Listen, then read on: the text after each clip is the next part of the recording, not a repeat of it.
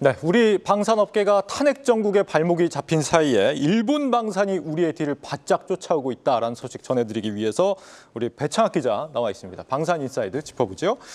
배 기자, 네. 우리 방산업계가 지금 위기를 맞았다는 얘기가 들리는데 사실인가요?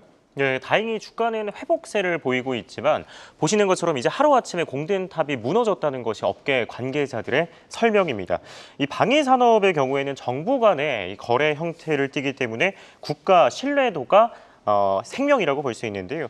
국정 혼란으로 방산업계가 현재 타격을 입고 있는 이유입니다. 네. 실제로 한국을 방문해서 방산업체들과 면담하려고 했던 해외 정상들이 방한 일정을 줄줄이 취소하면서 기업들의 기대가 실망으로 바뀌고 있습니다. 심지어 체결을 눈앞에 뒀었던 10조 원 규모의 폴란드향 현대로템 K2 전차, 그리고 이라크가 도입을 검토 중인 카이의 수리온 기동 헬기를 비롯한 계약들마저 일정이 지연되면서 향방의 안개 속에 빠졌습니다. 상대국들은 불안정한 정세가 안정화될 때까지 협상을 서두르지 않겠다는 입장이기 때문에 국내 기업들은 혹시나 어그러질까 애타는 마음입니다. 또 3개국이 각각 발주하는 총 70조 원 규모의 잠수함 건조 프로젝트 입찰이 얼마 남지 않았습니다. 네. 하나오션과 HD 현대중공업이 수주전에 참전하는데 벼랑간 일어난 일로 졸제 정치적 리스크를 떠안은 채 외국 기업들과 경쟁하게 됐습니다. 설상가상으로 한국, 즉 K방산이 지는 사이에 일본의 제2방산이 뜨면서 방산업계에 초비상이 걸렸습니다. 네, 방산업계 오래 출입하고 있는 배 기자의 분석이니까 진짜 어려운 국면에 처한 건 맞는 것 같습니다. 네. 그런데 이 제2방산이 뜬다. 일본도 무기를 수출할 수 있었나 봐요?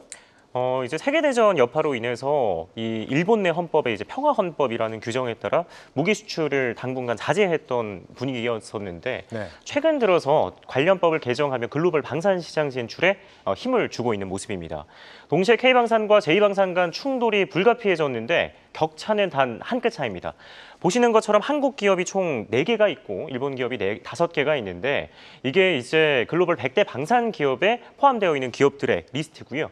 기업 합산 매출액은 한국이 약 110억 달러, 일본이 약 100억 달러입니다. 10억 달러 가량 차이가 나는 건데 전년에는 30억 달러 차이가였습니다. 우리나라 기업들이 해마다 사상 최대 실적을 경신하는 가운데 불과 1년 만에 좁혀진 격차이기 때문에 업계 관계자들은 공포스럽다는 반응까지 내고 있습니다. 방산업체들의 글로벌 수주 사업을 자문하는 공공조달 전문가 인터뷰 보고 오겠습니다.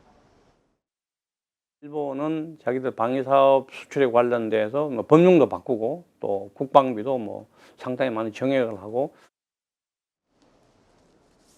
네, 진짜 무서운 점은요. 한국과 달리 일본이 막 전 세계 시장에 첫 발을 뗐다는 것으로 자칫하면 도망자와 추격자의 역할이 뒤바뀔 수 있다는 것이고요.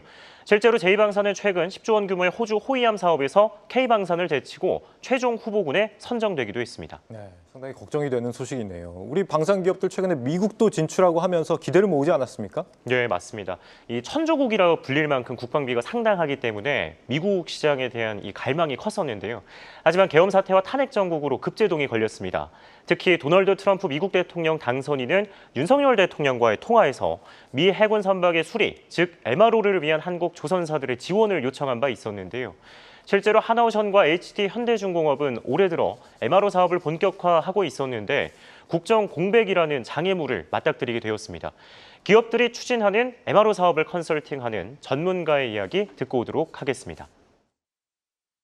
또 미 해군은 이제 MRO 사업을 또 한국 기업한테 기대치가 상당히 많았는데 또 동력을 많이 잃고 여러 가지 좀 정책적인 변화, 상당히 좀 고민이 많지 않을까. 네, 이제 방금 전에 인터뷰했던 고문 같은 경우에는 해외 이제 바이어들로부터도 연락을 많이 받는다고 하는데요. 심지어는 이 전쟁을 하고 있는 우크라이나에 있는 관계자들마저 한국의 방위 산업을 걱정하고 있다는 상황입니다. 이 미 의회 예산 통과만을 바라보던 LIG 넥슨의 유도무기, 즉 비국 역시 마찬가지인 상황이고요. 뿐만 아니라 방산의 FTA 격인 한미 국방 상호 조달 협정 RDPA라고 있습니다. 이 역시 물거품이 될 것으로 보이는데 한미 RDPA는 윤석열 정부의 국정 과제로 내년 성사를 목표하고 있었지만 자국 우선주의 중심의 트럼프 행정부 재집권에 국정 혼란이라는 악재까지 겹치면서 헛일이 되었다는 전문가들의 분석이 있었습니다. 관련 영상 보고 오시죠.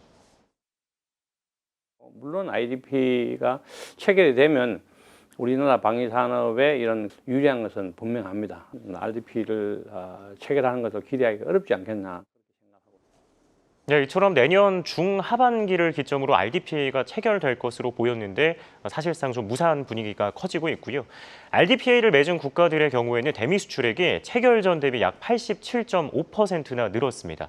이 좋은 기회를 놓치게 생긴 것이고 아시아에서는 일본이 미국의 유일한 RDPA 국가로 양국은 현재 차세대 무기를 공동으로 연구 개발하는 등 방산 협력을 확대하고 있습니다. 전국의 안정화만이 방산업계 살 길이라고 불리는 이유입니다. 네.